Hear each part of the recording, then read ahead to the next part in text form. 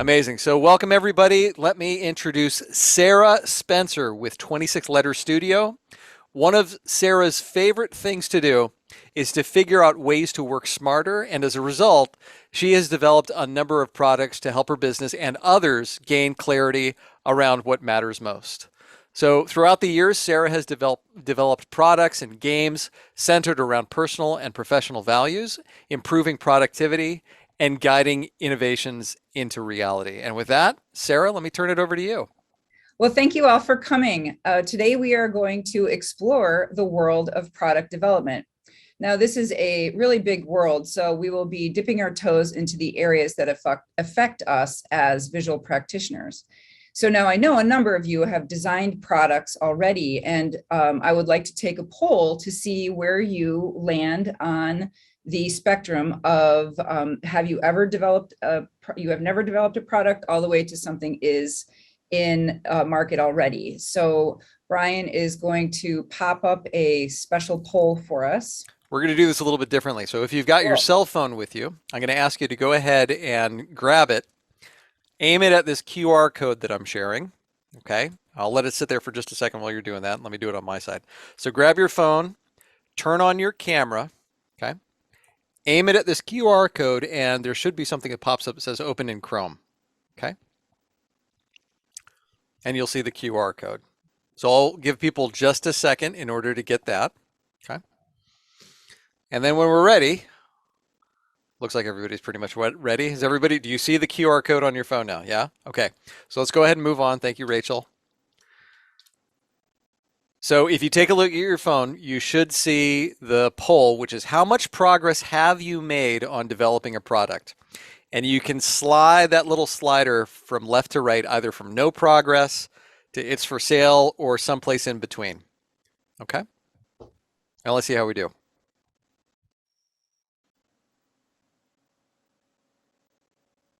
So Sarah, give me a thumbs up if you can see the results on my screen. It looks like I can see them. Yeah. Super.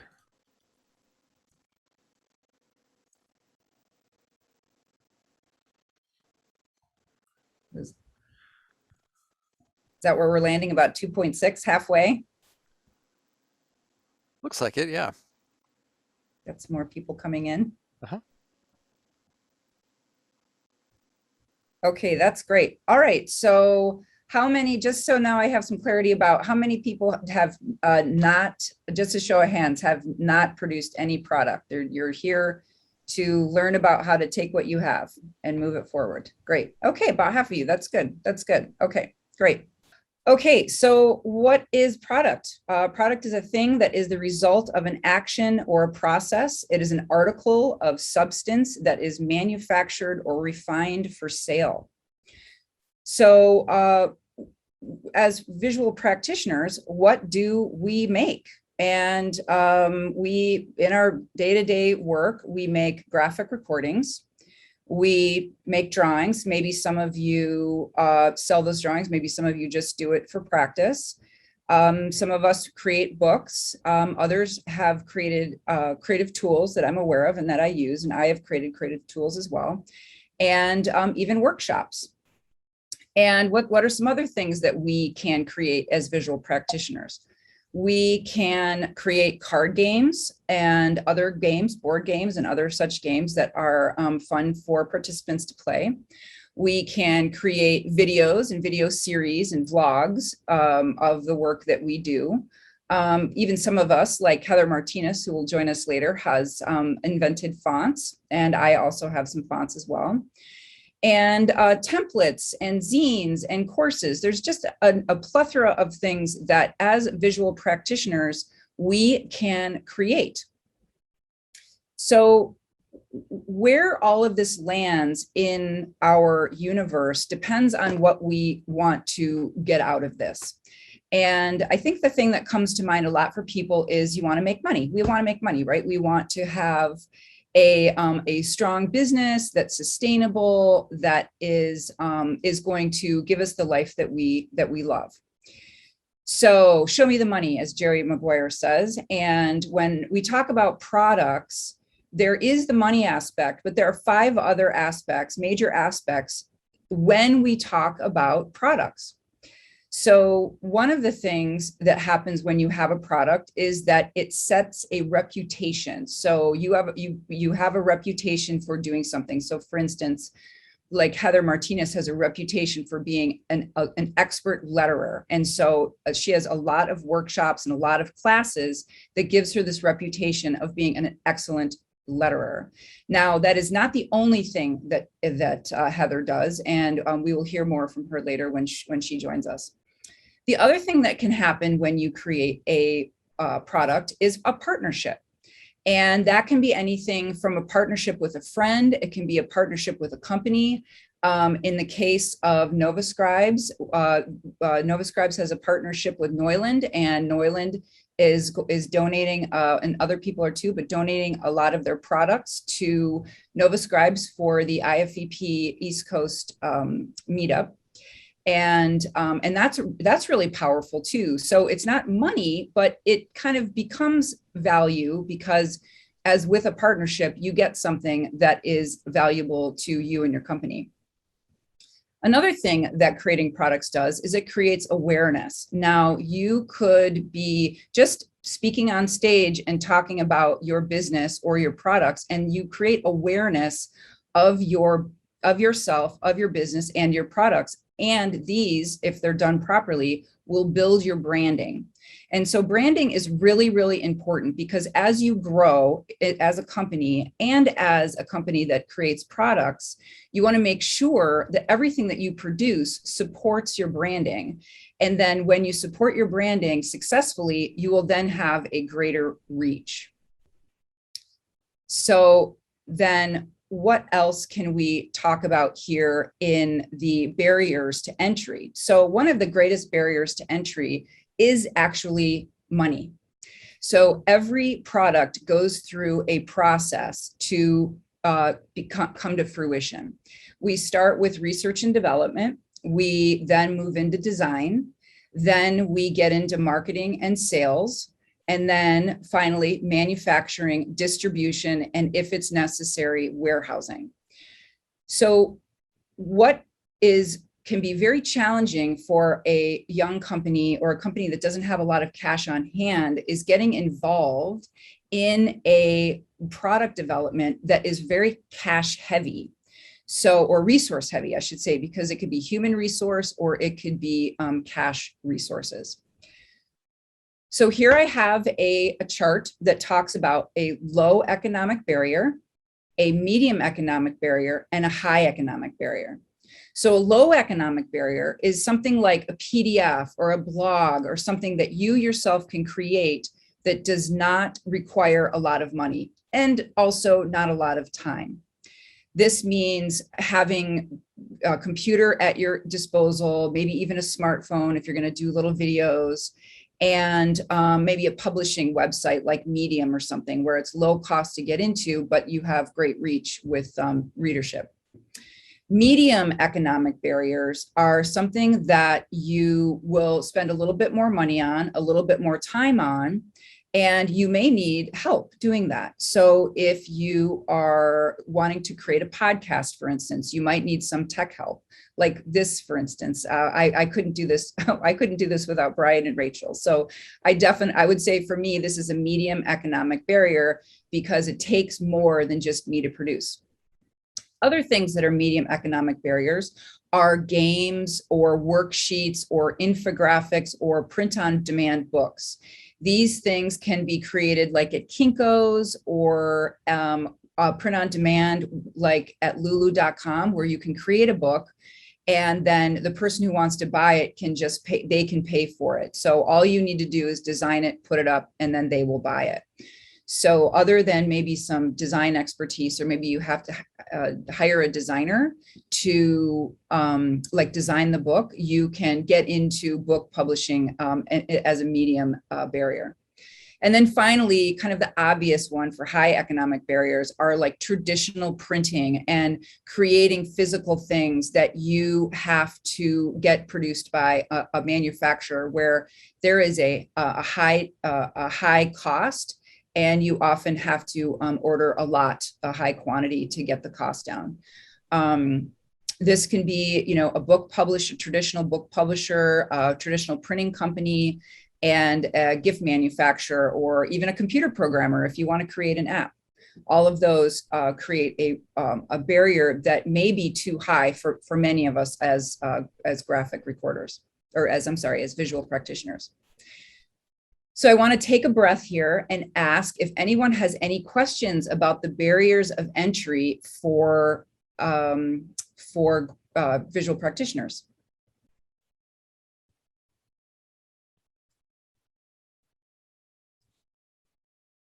Good. Okay. All right. Well, if you do have any questions, just let me know. And I'm just going to read the chat here. Created a podcast, puzzles. Yep. Puzzles are great. Oh, Brian had 3 quests for puzzles. That's awesome. And tech help is helpful. Yes, I'm very pleased. Okay, that's wonderful. All right, so we'll move on. So the economic barriers are the one thing to think about. So that's the one resource that really is a consideration for you creating a product. The next resource that you need to think about when creating a product is the who's who. So when you are thinking about creating a product, who is going to need to be involved in creating it? Is that something that you can do by yourself? Can you, is your sweat equity all that's going to be needed to create it? So that's kind of a low barrier of a human resource. Or like Nova Scribes, do you need volunteers? Do you need people to come in and help you, support you in your efforts as you create this product? And then finally, the most expensive is to pay or do trade with another entity. And that can be anything from, like in our industry, that might end up being a relationship that you develop with Neuland or another company that we use a lot of their products. So what I'd like to kind of talk about now is how might we create more products from the content we already have? So there's 2 aspects to this. So the first aspect is what we create as creators. And the second aspect is what our clients create and what we can do as creator to create value for them. So the first question is, how might we create more products from the content we already have? So like for me, I'll just say that the content, my intellectual property, includes drawing, blog posts, and oftentimes infographics. So I write and I draw and I will put those things together. So those are things that I do in my practice that I can productize. Does anyone, and you can put, and feel free to put into the chat anything that any additional things that if you write more, or if you create anything else, like even just sculpture, you could possibly monetize or productize your sculpture. So in this instance, for instance, for me, products that I might create from my content are zines. I have created workshops and games. And one of the things that I've enjoyed the most is trainings. So I've done a lot of personal work in values, in vision and mission of my own personal mission. And I've created a number of trainings to help companies find their mission, vision, and values in their own companies, personally and professionally. Oh, and I see Elizabeth is saying, my big issue is marketing, getting the ideas and the materials out. Yes, marketing is a big challenge for a lot of us because that's additional time and cost that we need to spend on getting it out. And when we're busy doing everything else to get the product out, the marketing can really be a challenge. And I see Brian asks, Brian asks, how do you monetize a graphic recording, which is a unique situation, specifically and possibly client sensitive? Well, thank you for asking, Brian. Because now the question is, how might we create more impact for our clients with the content generated in meetings? So I have a product that I create with graphic recordings, and which I call a culture book. So a lot of the work that I do is with companies who are changing cultures. They have been merged and they are trying to understand how each other work and develop a culture. So I will go to a 3-day meeting and I will graphic record for 3 days. And then standing back, we'll have pages and pages of graphic recordings and maybe some post-it notes from some workshops that were done during the meetings. And I will take all of those and I will create a book that tells the story of the 3 days. So a graphic recording oftentimes is quite long. Sometimes it's hard as a graphic recorder to really know what the story is when it's being told. It's only sort of afterwards that becomes clear. So what I do is I take graphic recordings and I break them into pages and present them in books, in addition to some additional outcomes that have come from the meetings.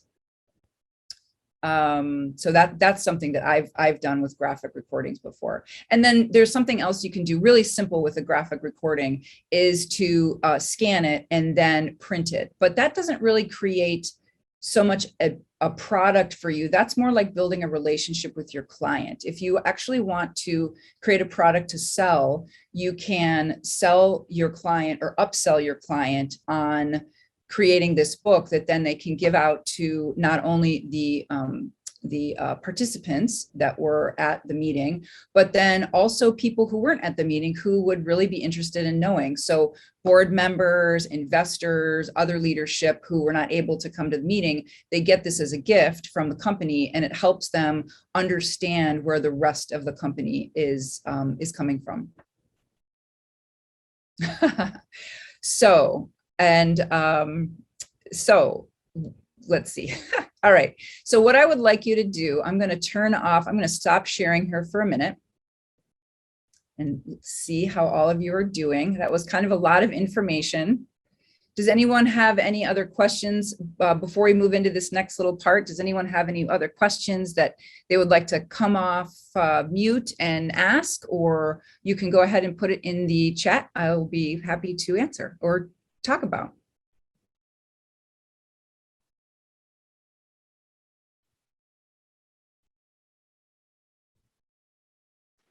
Hi, this is Elizabeth here, Sarah. So I'm just, struck, these are great ideas in terms of things one can do and add value to the engagement with whomever. And I'm trying to figure out how to, it's like you need to be 3 or 7 or 15 people to accomplish all of these things. I guess I'm kind of trying to figure out how to, idea, event, action, and then putting it into something, whether you choose to upsell it or just provide it or what have you. It's like, how do you navigate that kind of layering of multiple lives that need to go on? Okay. Well, so give me a sense of some content that you have either from you or your client that you have collected. So do you draw? What's your content? Okay. So what I'm working on are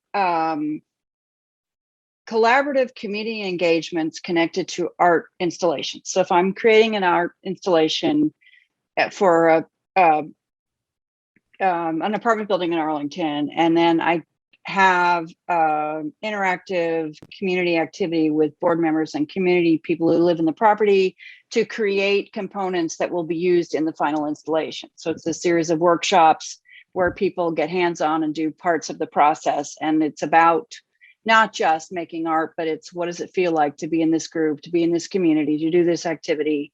And so then you have the final product, but you also have all the documentation of the process of all the people being engaged and interacting and collaborating and all kind of stuff. So I have photography and I have feedback from the event, and I have the final product, which could be here, feed it back to your board members to see how this kind of engagement facilitates community building and beauty and all this kind of stuff, or feed it forward to another event. So there's a PowerPoint, there's an experiential process, there's a workshop that could come out of it. There's all these components and parts which could then feed into other things. And I'm just feel like I'm juggling 1,000 things. It is a lot. It absolutely is a lot. And what I have found is,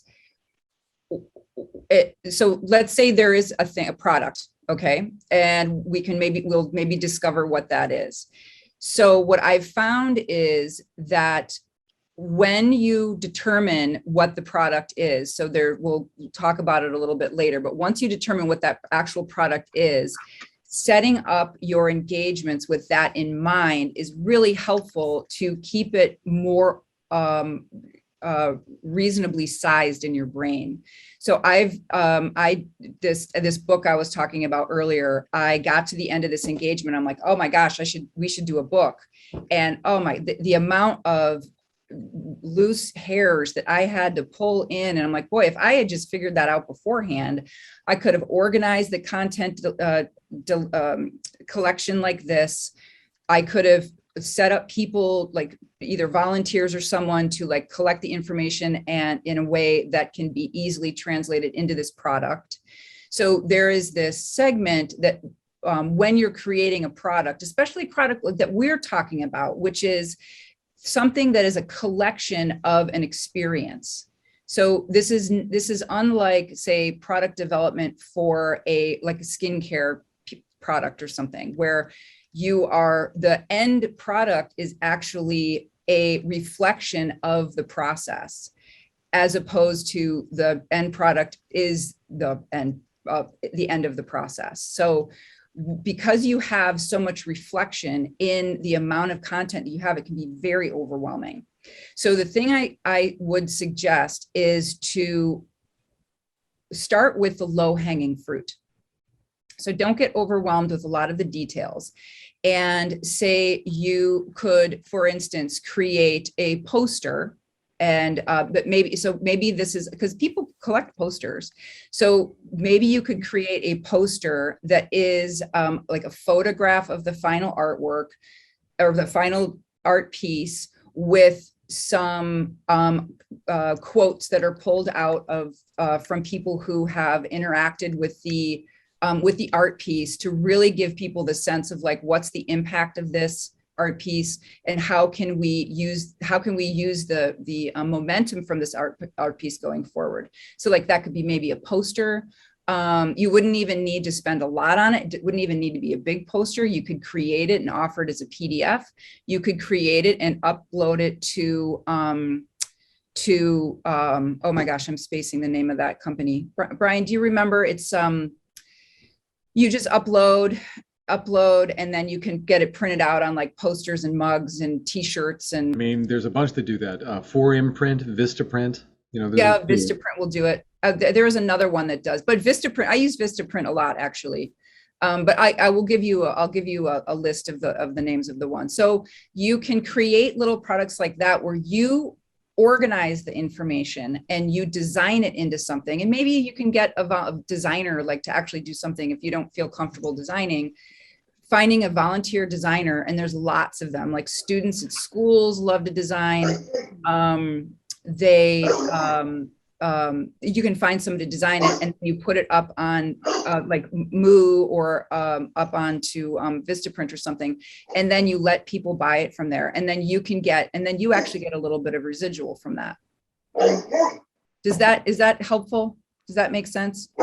Yeah, I think the thing that you kind of said was, walking into it to have some, okay, this is the thing that is an outcome. Yes. And, which is different than I'm doing this because the process is an outcome. Yes. And they exist side by side. Yes. So yes. Thank you. It's very helpful to go into the project knowing that there's going to be a product. Because here's the thing you can do too. You can sell that ahead of time. And that's what I do now. I walk into these strategy meetings and say, hey, I'm going to design all this stuff for you, and we're going to have all these outcomes. I will, if you want it, I will design this book that then you can have as a gift to the participants, or to give to other people in the company who are interested in knowing what's going on. And that document lives around for years. And I I get it printed on lulu.com, and Right. you can change it. So if in 3 months they want to add something, you can do that. But it's a really nice leave behind for after an event. But going in, knowing that you're going to do that is really helpful. Right, thank you. Cool. Thanks. And then, all right, I'm going to check the chat over here.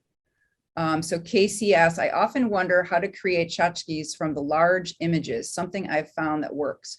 Printing a small version of a large graphic from a meeting and putting it on foam board sticks around offices. It often leads to conversations from others about that. Yeah, so that's really great too. That's the one thing that I find, that we all find with these huge graphics, is that no one wants to pull their, if they're on paper, they're delicate. So you can print a small version of it, and it will, and especially if it's foam core, there's no opportunity for it to be rolled up. People can leave it around, and that really helps too. So let's see. So this is from Lee. One of my most successful stickers is from a community listening session. Stickers and buttons from Sticker Mule. Oh, I love Sticker Mule. And another client paid a fee to blow it up on the wall, decal size, months later. Yes, and stickers are great. They are kind of expensive though, if you are producing them as gifts. So it's kind of one of those things that you're going to have to balance, those areas before of reputation, reach, awareness, all those. Does that balance out having that product where you're giving them away, or if a client will pay for them, that's really great too. Yeah, I love Sticker Mule. Okay, so does anyone else have a little question that's gnawing at them about product development, or how to take an idea that you have and how to start on it? I couldn't tell if Ashanti was smoothing her hair or raising her hand. Ashanti? Oh. Smoothing my hair. Got it. Sorry. So, well, Brian and I have been having conversations a lot about products lately, and I would love for him to share a couple of the stories that he has about developing some products. And I know you have one that's just in prototype, and you talked about your book, which has been really successful. So maybe one or two of those would be a great inspiration for everyone here. Yeah, sure. So there was a few that we talked about. Here's one that I'd like to show off, because depending on who you are and where you were, you may actually recognize this thing. Okay.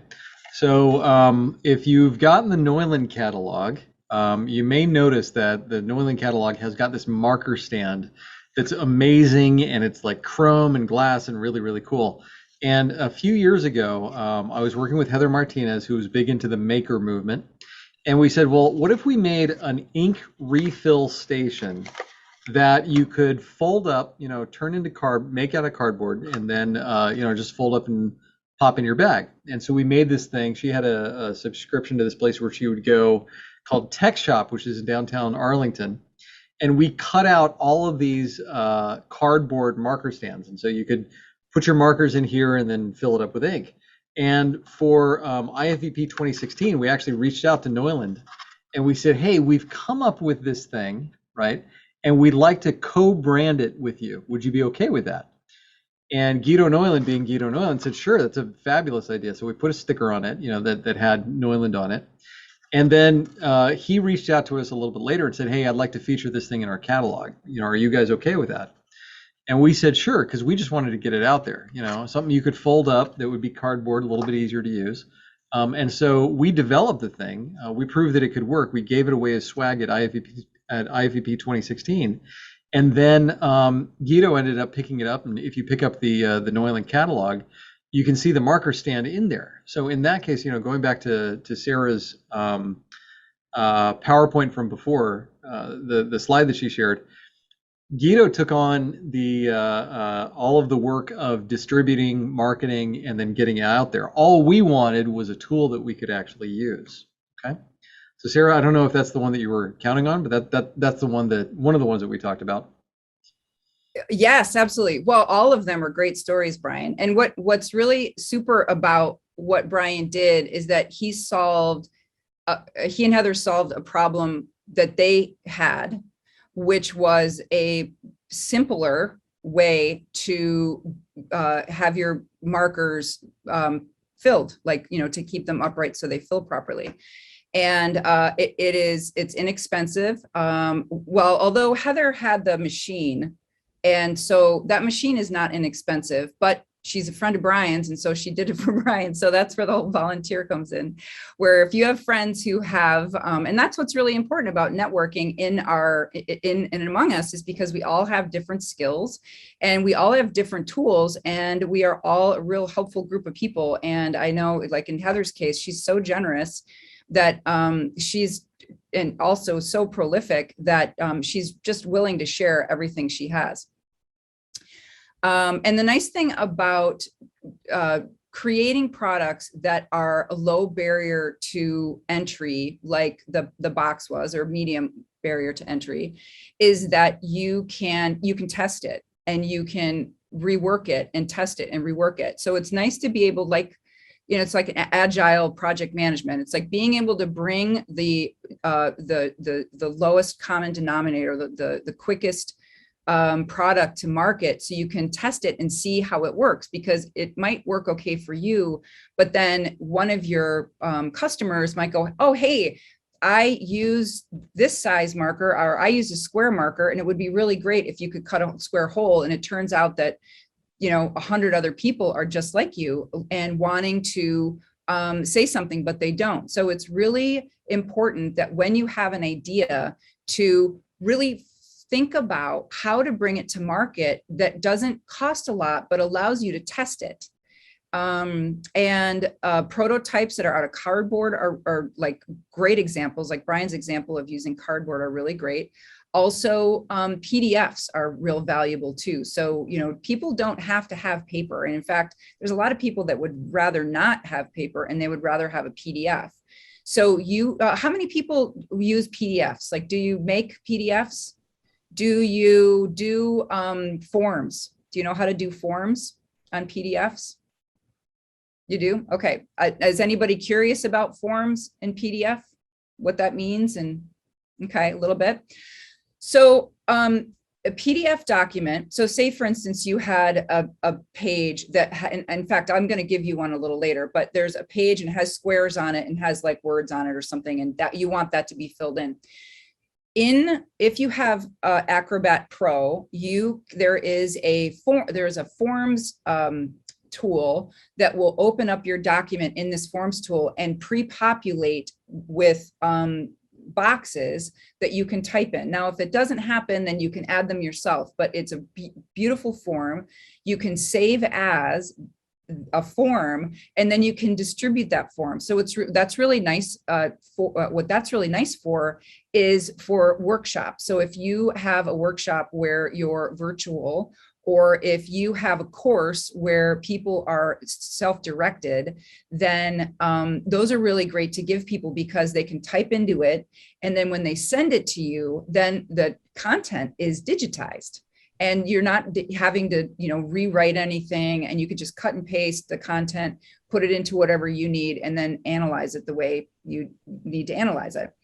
In the case of a product from that product, say, for instance, you have a meeting and you want everyone to work, say it's digital, or even if it's not virtual, but you have everybody respond in either on a form or in a program that creates digital content, then gathering all of that content together to then put into a document that then is a product is tremendously helpful in getting accurate content.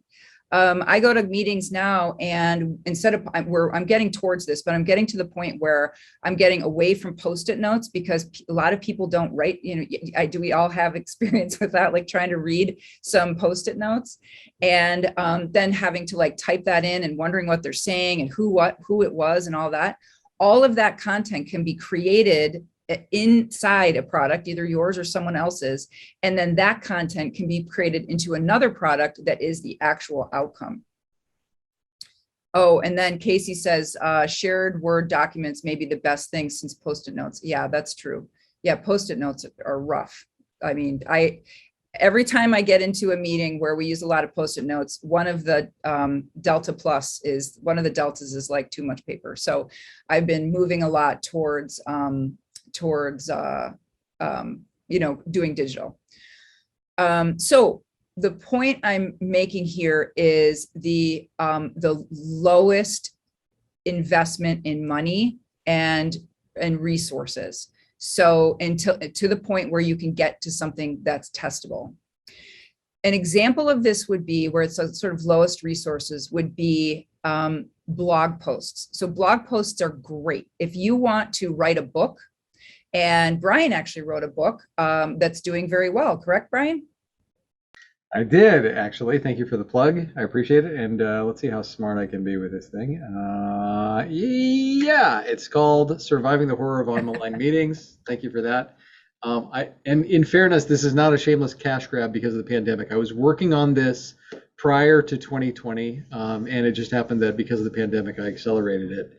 I did it as light as possible. I mean, like literally, I was going to bed at night, typing into a Google Doc on my phone. Like 99% of this thing was written on my phone, just to get the content out there, and then to put this to make sure that this thing was laid out properly and published. I outsourced all of that stuff. Okay. So yeah, it ended up becoming an Amazon #1 bestseller. Did not see that coming, but yeah, it was really about doing it as light as possible. Okay, that's amazing. You make it easy on yourself and it ends up being a total hit.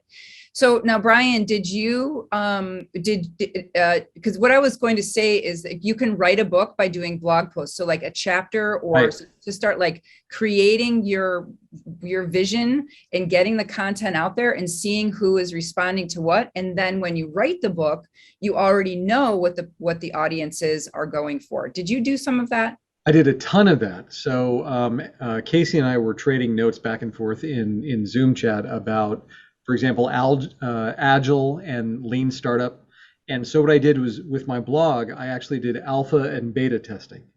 And so what happened is that I would write a post, I'd send it out to half of my subscribers, and then I'd write another post and send it out to the other half, and I'd see which one did better. And based on the metrics that I got back, that's called alpha and beta testing, that really dictated the content that I put in the book, because I had a very strict page limit. I could have written a 300-page book, but it was limited to about 70 pages. So I really had to be discerning about what went in there. And because of the data that I got from that alpha and beta testing in my blog, that determined what went into the book. Yeah, that's great. Yeah. And so Brian is living proof that is what works. And not only does it work, it gets you #1 on Amazon. That's awesome. So, okay. So I'd love for me to stop talking and for you to start discovering some things about your own products. So what I'm going to have you do is, does everybody have easy reach of 8.5 by 11 paper, or some paper that's about this big? You need 2 of them. Eventually you'll need just 1 right now. Yes, excellent. Good. So I would like you to take this piece of paper, and I would like you to fold it in half this way, like what is this, horizontal. And then grab a pretty marker if you're into such things. And I would like for you to, on the left, write existing products that you have created. And if it's in as simple as a PDF, a workshop is a product, anything that it was your idea and you are using is an existing product. And then on the other half, write ideas for products. So this side is for things that you're thinking about. Maybe you've been inspired today. I sure hope you have, to be inspired to create something. And then also, be inspired by your existing product side. So like, what's over here that could possibly be something over here. And, think big for sure, but then also include things that are low hanging fruit, because I don't want to send you down a road where you've got like a $15,000 investment, which is something I did once and will always regret. I will tell you about that in a minute. So what we'll do is we're going to cue some music, and we'll just take like 3 minutes to just write down some ideas. So how was that? Did everybody come up with some? Oh, looks like Brian came up with a lot. So did everybody come up with some stuff? Do you feel like you had enough time and you're good? Okay, yeah, Brian sure did. That's awesome. Thanks, Brian, for showing us your good work. So how was that? Was anybody inspired just by the last 50 minutes of the work together? Did anybody come up with some new ideas about what they might find possible? Oh, I see Casey's raising his hand. Lee, I think, did. Yeah, so come off mute if you would like, and if you don't mind, and share. Cool. Yeah, I've been thinking this last week on, I've done a series of art classes for kids over the years that kind of combined a lot of the stuff from like graphic notation. And so I was thinking about doing some classes for more teens and adults. And so I kind of floated the idea out there, kind of like you were talking about, Brian, online, and got more interest than I thought from like adult team members and things like that for learning, not necessarily graphic notation, but like using the tools informally for adults. And so, yeah, so something I want to expand on. So now so Lee, would you maybe put that into like a self-guided workbook or something where you could sell it as something where you wouldn't need to run it yourself? Yeah, eventually. I hadn't thought about the workbook, but I was basically taking all the work I'd put in for years, I have kind of a modular teaching plan, and realizing that I could very easily take 70% of this work I've already done and practiced and put a new subject to it. And so I was trying to, like you were talking about, looking for things where I'm not recreating a wheel, that you're using the work you've already done and built up. So yes, yeah. That's wonderful. Well, thank you for sharing. That's great. Thanks. And Thanks Casey, for the workbook. Oh yeah. So Casey, what do you have? That's a great question. Kind of like everything kind of seemed to come together at the end there. About a decade or so, I was leading workshops on helping leaders to executives make better decisions. And I haven't touched that work in probably about 8 years. And I'm thinking, hey, I haven't looked at it. The stuff's still applicable. How can I bring that back because back then I wasn't a graphic facilitator. How can I bring that in some of the activities I'm doing now when I'm facilitating? So I haven't thought about that. So it really opened up an avenue I hadn't thought about. I appreciate it. Yeah, that's great. Well, and the leaders are different than they were 8 years ago. And in fact, I've been made aware just recently, a colleague of mine is the director of the School of Business for Johns Hopkins. And he's really challenged with young men and women coming out of the military and getting them to engage in the MBA program with their experience, because they have such different and sometimes very traumatic experiences. So he is working with another colleague of mine who actually retired from the military. He's a retired lieutenant colonel, to establish or to create workshops and workbooks that are specifically geared to a very narrow segment of the population at his school. So you can even consider like a different kind of leader, like maybe young leaders, or, you've got, I know there's a lot of young leaders in companies who are literally graduate from an MBA at 22 and are thrown into a group, and they have to lead like 15 people. And that, I know from that experience, I've had that experience, and that's really difficult. So there's all these different segments, and then you have these people who are 22. So how are they communicating? Like, could you create an app, or is there some way that or a game or something, some way that you can take this content that is classic and apply it in a way that that will attract them? Something you mentioned there, Sarah, it kind of builds what Brian said earlier about when he was doing some A/B testing. And something you said about there, one of the challenges we often get into when we're trying to brand ourselves, I guess, is trying to do everything, right? So how do you focus down on I think I often call it the smallest viable audience you can go after, and you helped remind me that. So how do you hyper focus on a really small audience and build upon that? Yes. Yeah. And I always say, like, pick the one that you're excuse me, that you're super passionate about. You know, so if you have a 20-year-old child, then maybe that's excuse me, don't know what's happening there, but yeah, that's great. Smallest viable product is great. Welcome, Angela. You're late. I'm very late. I couldn't get the Zoom link, but Okay, that was my fault, by the way. Let me fix that. That's Sorry. okay. That's okay. I'm just teasing. Nice to see you. Okay. So, all right, Angela, real quick, just so you can catch up. You can, I know you're quick with this. Take a piece of paper, fold it in half, write existing products on the left, ideas for products on the right. Oh, there you go. Oh, look at everybody. Everybody hold yours up so she can see, so Angela can see. See? And so, you may not have created products, but in a way, maybe you have, you're an artist, so you have tons of stuff. Write existing things that you think are products, and then ideas for products, and they could vibe off of products. So like products could be, you know, your own artwork is a product.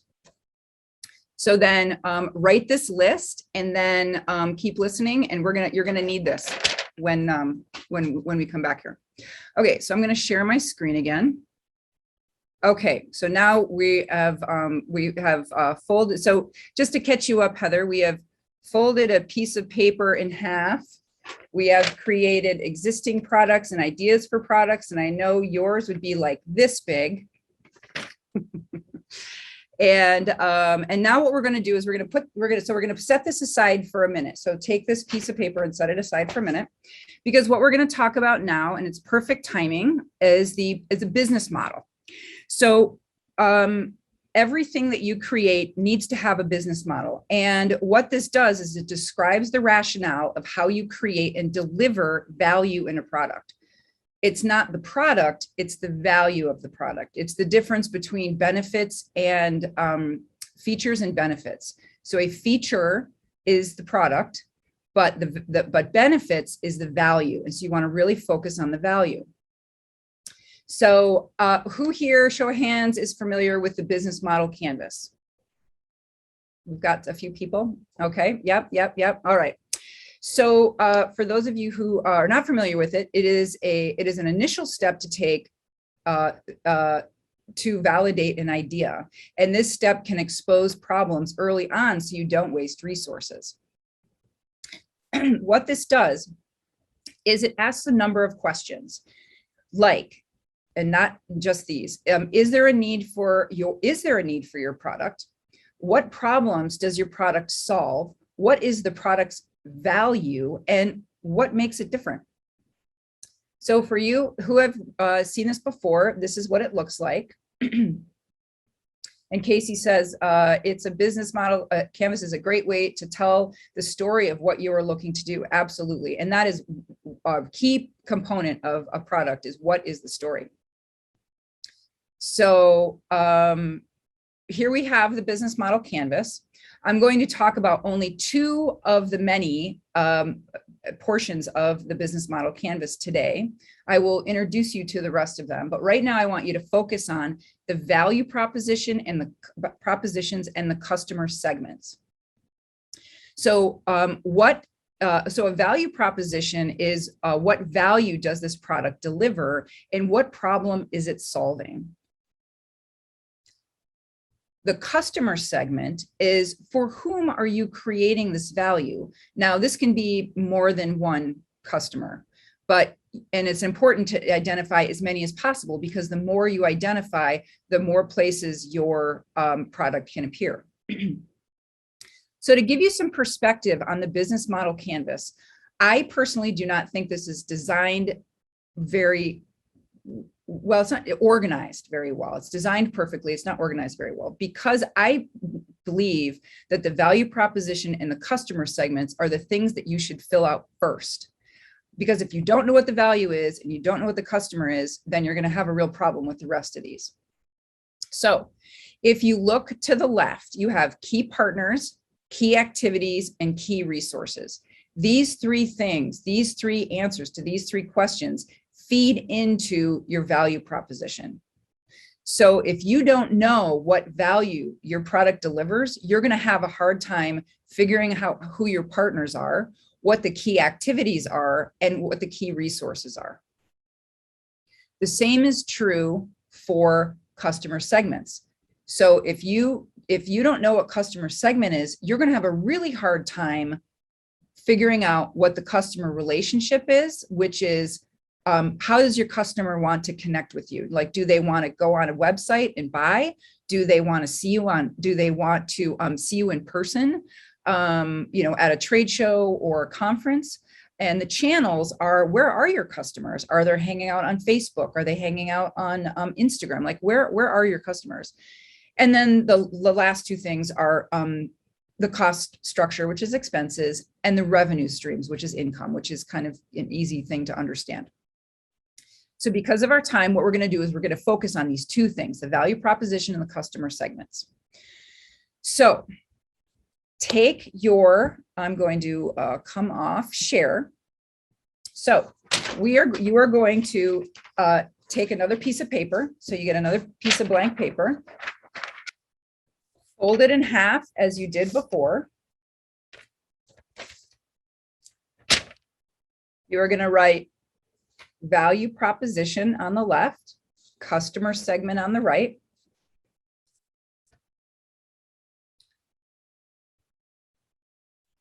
And once you do that, grab this piece of paper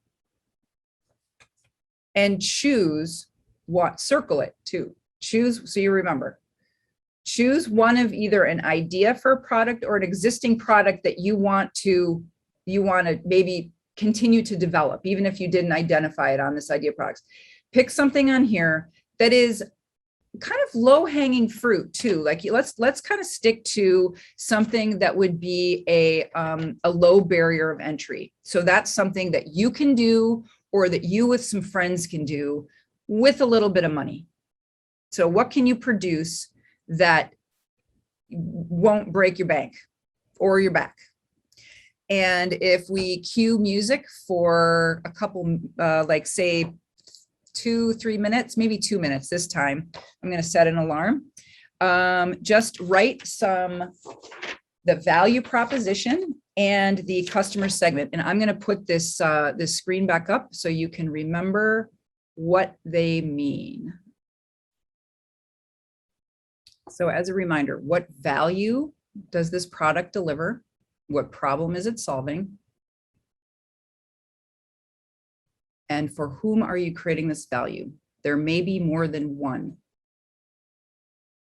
kind of customer. So in my case, I not only upsell to the people who hire me, so say for instance, a facilitator, but I also sell to the customer. So if I'm directly if I'm the facilitator, then I will sell directly to the customer.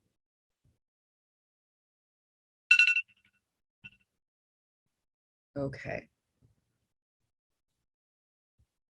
How's everyone doing? Okay. All right. So what I'd like to do now is I'd like to have Rachel send us into, I think Rachel, I think Rachel's going to do that for us. Send us into breakout rooms of, let's see, 1, 2, 3, 1, 2, 3, 1, 2, 3, 1, 2, 3. Maybe in breakout rooms of 3, and maybe all of us can go in, and I'll join you as well. And what I'm going to do is I'm going to copy and paste into the chat right now some instructions. And so this should come through. Introduce yourself first. I missed that on that. Introduce the product you want to create. Share the value proposition and the customer segment, and then ask to get help finding more. So we're going to take about 10 minutes for this. So that's about 3 minutes a person. And then we will all come back to in about 9 minutes. Is that okay? Will that work, Rachel? Yes, Okay, thank you. I have it all set up. Okay. Checking. And open all rooms. Okay, so I want to get right to a story with Heather, but before I do that, does anyone want to share, like, how was that experience for you? Did your partners help you think a little bit beyond where you were thinking? How was that? How did that go? Casey. It often seems like I talk too much in a group like this. We had unfair advantage. We had Brian in our group, and Brian broke out a new tool he's working on, and he kind of used it with us. And I'm like, darn it, I want that on the street right now. It's kind of funny because Tina in our group said she has this idea of creating a card game, and it's funny. I had written a card deck down of mine, and then Brian breaks out a card deck. So it's like we're all kind of aligned, thinking the same direction. So I really enjoyed that little breakout session. Oh, good. Now I see, Caroline, that you didn't get to everybody. We are running out of time, but I will stay here. And if you want me to, I will absolutely be your sounding, or anyone who didn't get a chance to do this, be your sounding board. So thank you for sharing your experience, Casey. I really appreciate you coming off mute and letting us know that. So Heather Martinez is here. Super excited. Thank you. Yay, thanks. I've known Heather for a couple years, never met. We live like only 8 hours away from each other. I don't know why we don't end up seeing each other at our parties or whatever. Only 8 hours, I know. But Heather has this really great story about a product that she developed, and I thought it would be really interesting for you to hear how something went from a little kernel of an idea to where it ended up landing. So just to get right to it, Heather, I'm going to pass it over to you, and please take it from here. Thank you. Sounds good. How much time do I have? Because I could talk about this all day. How about 8 minutes? Oh, wow. I'm going to talk really fast. Yeah. And some of you already know this story. If you're living in Washington, D.C., and you were in Washington, D.C. about the time that I was there, 2014 through 2017, I came up with this idea to create a circle template. I'm seeing some nods. A circle template for visual practitioners to have an easier time, not just to draw a circle on the fly, but to draw a Venn diagram. So if you can, just since you have a piece of paper out, I heard someone moan. What was that? Sorry, I didn't realize I was muted. That was awesome. Venn diagrams, awesome. Do you try to draw those? So go ahead and try to draw a Venn diagram right now and see how it works for you. And I bet it's great. And I bet if you were to draw it really fast, really big in front of clients, it might be a little intimidating, or you wish you wouldn't have drawn that circle quite like that. And so what happened was my husband and I were living in DC. We were part of a maker lab. There was a wonderful maker lab down in Crystal City, and we would go there and we would just get all these ideas of what we wanted to make. There were all these great equipment, laser cutters, vinyl cutters, all this stuff. And so we took a tour and we went home that night and we started making a list of all the things that we wanted to be able to do. And one of the things that I came up with was I wish I just had a simple circle cut out of acrylic that's clear, so I could just draw a circle. And then I started thinking, well, what if I were to put some markings on it so that I could do more with it? So I'm going to change my video for just a sec so you could see this. Make sure we're in focus. Oh, great. I'm upside down and sideways. Just a sec. I was doing another project earlier today, and it looks like it's also backwards, but hey, I can still draw a circle and then you won't know which way it goes. So that's fine. I'm going to appear to be left-handed for a little bit today. And so this was one of the very first original ones. And I don't know if you can see it, but there's these funny little markings all the way around. And those little markings tell me if I want to make a Venn diagram that is small in the intersection, so I have plenty of room to draw on the outside, or big in the intersections where things intersect, so that I can draw things in the draw or write things in the intersection. And so my husband and I went to the maker space, and there's this little arrow here. So I'm going to point it here until it meets up. And I don't know if you can see this, but there's some little dotted lines. We went to the maker space and we got some acrylic and we cut out some circles, and I took it to my team. The team that I was on at the time were called the Visioneers. Some of you might be familiar with them. And I said, hey, I want you all to test this out and see if this works. And there were some problems. They gave me some great feedback. And I started cutting out these, all of these templates. Oh, it looks like Brian's got his too. I started cutting these out, and we took them to, I think it was Austin, for the International Forum of Visual Practitioners Conference. And when we took them to Austin, I showed them to Guido Neuland, and he just kind of laughed and he goes, that's cute. You know, he just didn't say a whole lot. And then a couple years went by. I would make a batch of these and I would put them on the internet, and they would sell out within like 30 minutes. Like, people would just buy them up. And I was selling them for just above what it cost for me to make them. I really didn't understand the value of them. And then the year, I think it was 2020, I contacted someone. It was a vendor in the UK that could make them for me, because it was going to be my first stop in the lettering tour. I went on a European lettering tour. I had about 4 countries that I was going through. And my last stop was in Neuland. And so I had this vendor create like 200 round ones, and they're called orbits now, round ones, and 200 hexets, or maybe 150 hexets. By the time I left London, I had over 95% of them sold to different visual practitioners. And as I was traveling across the country or across Europe, I would go to different post offices and get them in the mail as soon as I could. So I was teaching classes at day and then packing these things up at night. And by the time I got to Neuland, Guido had said, so I see you sold some of those while you were on the road. I said, yeah, that's pretty successful. I said, are you interested in looking at it? And he says, actually, we just got a laser cutter. And I was teaching at Neuland. And then at the end of my day of teaching, he showed me a set that he had re-engineered and cut to show me to see if it would work. And I said, you know, Guido, I could have just given you the file. I mean, I already had it all figured out. And he says, but would you be okay with Neuland producing these? It's like all of a sudden he understood the value of these. And I said, yes, and I want you to produce both the circle and the hexets. And he said, okay, but can we make some improvements? And so we sat down and we talked about the improvements. And his improvements were that he wanted a handle, a way for them to all stay together. And since we had that, we had this, it just unscrews. And there's this thing that kind of keeps it together in the middle. And I said, great, but why don't we turn that into a ruler? I mean, we might as well throw another tool on. And so he did. And I sat down with him and I said, okay, let's negotiate what this looks like. And I didn't want, he said, do you want us to buy your idea or whatever? And I just said, I think I would prefer that I get a royalty, doesn't have to be huge. And I think I wanted my name on it somewhere.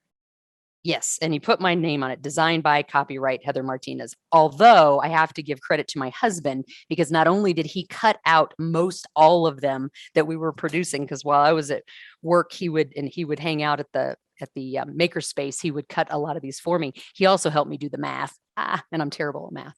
So I don't know, that's probably been 8 minutes by now, but wanted to see if anybody had any questions or anything about these hexets and orbits. And I have to tell you, it was a true success story for me, because after Guido first saw him and said, kind of was like, yeah, no, thanks. I didn't think he'd ever want to look at them again. So I'm really happy to partner with them now and have them sell them.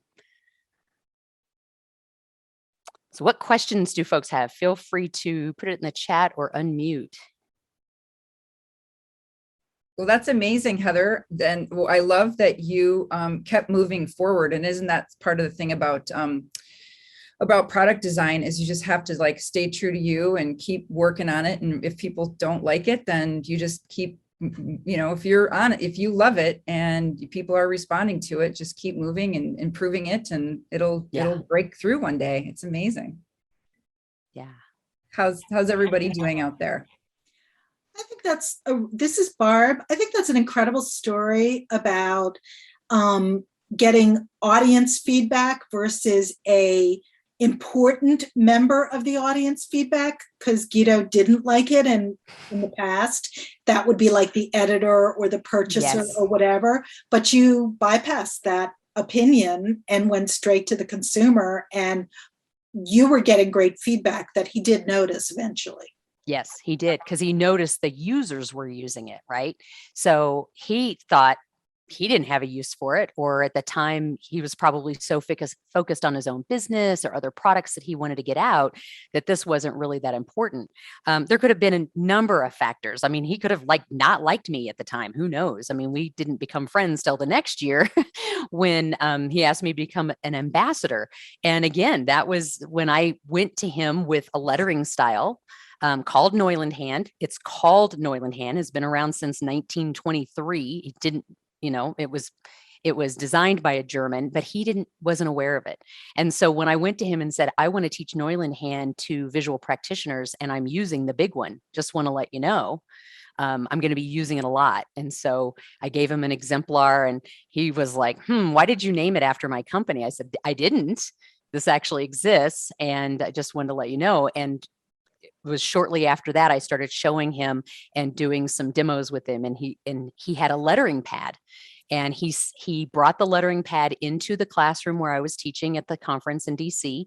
And I said, this is great. Let's get customer feedback. So great point, Barb. And so we all used it. And then I sat down afterwards with Verena and I said, here's everything that's right with it, and here's everything I would fix if this were my learning pad. And they gave me not really a contract, but they gave me the assignment of, can you design the lettering pad for us? And so now today, when you order the hand lettering learning pad, whether it's the flip chart or the to-go size, I designed that. That I didn't get royalty for. That was just like, I want you to design this product so that I can use it to teach my students. And so we've gone back and forth. I've given them designs that they sell, and I don't get a reward for it. But instead, whenever I do get a commission check for my orbits and my hexets, I just tell them to give me Neuland money. And so that's why I get to have things like a Wally or things like that. They don't give these things to me. I've actually earned it. So yeah. Any other questions? All right, let's go back to the group then. Well, it's also a perfect example of lean startup methodology, because you went and you iterated, you asked for feedback, a great entrepreneurial startup story. Yeah. And I got to tell you, the Visioneers were vicious. They were like, they wanted me to go. You want them to be, though. Well, I didn't want them to be. I'm pretty tender skinned in a lot of ways, but I am grateful for it now. Yeah. They had a lot of great ideas that I didn't use, and just because they weren't practical. And then they had a lot of really great ideas that did inform that. And Angela has a question. She's saying, you decided on a royalty. Am I happy with that, or would I do it differently now? No, I'm very happy with that. And I have to tell you that in my last order, I went, you know what? I think I pretty much have just about everything Neuland has ever created that I would want to use. Maybe it's time for me to tell them to just start sending me checks. And then they came out with the Lift Boy, which is the thing that holds the Wally. And then they came out with the #1 Flex pen, which, I'm not going to buy thousands of these unless I want to customize and put my name on them, give them to my friends. But then I was like, okay, no, I think the royalty in Neuland bucks is probably the best way to go now. So yeah, no, I would keep it at a royalty. It's been really nice. Yeah, great question. That actually gets back to something that Sarah had said earlier, that sometimes it's not about the money, it's about the trade. who's got something that you want, how might you trade or barter for it? Yeah. And Yep. and being a Neuland ambassador to me is so much more valuable in the marketing and the relationship that I have with Guido and Verena and a lot of their staff is way more important to me than any check that they could have given me. Yeah. Yeah, that's amazing. Well, I just love that story. That is just such an awesome success story of a product and how it can end fabulous. And I think that's so great. And what's super exciting is that Heather is giving, I just one, right? One of the two away. One of each. Oh, one of each. Oh Yeah. my goodness. How about Yeah. that? So we Heather, could, but I would give them to the same person actually, because if Yes. one person gets the hex, they're going to be like, I'd rather have the circles. And I got to tell you, the hex, it's No, pretty it's awesome. A kit. It's a kit. No, that's great. Well, so what I've set up here is a wheel of names that actually Heather was the one that gave me this. Let's see, how do I do this? I'm having so much trouble with my. There you go. So Hey, everybody. Can you see it all right? Yeah. You see the, okay, is everyone's name up there? You see your name in the right. You see your name on the right, and is it showing up on that? Because as soon as I click this, it's going to spin and choose somebody. If there's anyone who doesn't see their name, go ahead and type your name into chat right now. Oh yeah. So take a quick look at the field on the far right. If you don't see your name, type your name into chat right now. Now. And Brian and Rachel and Brian and Rachel have their own already, I noticed. And I am going to go so far as to purchase one. So Heather, you will get your royalty. We can talk about that. I can send you one too. No, I'll pay for it. All right, are we ready? Is everybody ready? Show of hands. All right, here we go. Let's see who gets it. Oh my God, that's so fun. And it's Lee. Yay, Lee. Yay, Lee. You look psyched. So put your address. So how do you want to do this? Do you want Lee to put his email? Here's what I'll do. Lee, I'm going to put my email address in the chat. There we and go. if you can email me your mailing address, I will get you both an Orbit and a Hexit set to you. It'll ship straight from Neuland. That's wonderful. All right. Congratulations. Well, I love that story. Thank you so much, Heather, and also the stories from Brian and everyone else. All of you told really wonderful stories. I'm quickly just going to drop a Google form into there. That is I know we're kind of running over, so I don't want to spend a lot more of your time. If you could fill that out, that will be very helpful to me. I'd like to improve, and this is how you will help me improve. So I will stick around. If any of you need to go, Brian, do you think that there's anything else that we're missing, or Rachel, I'm sorry, that we're missing today?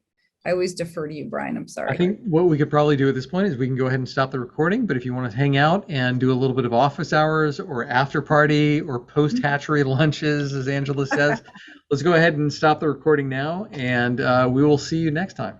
Yes, thank you.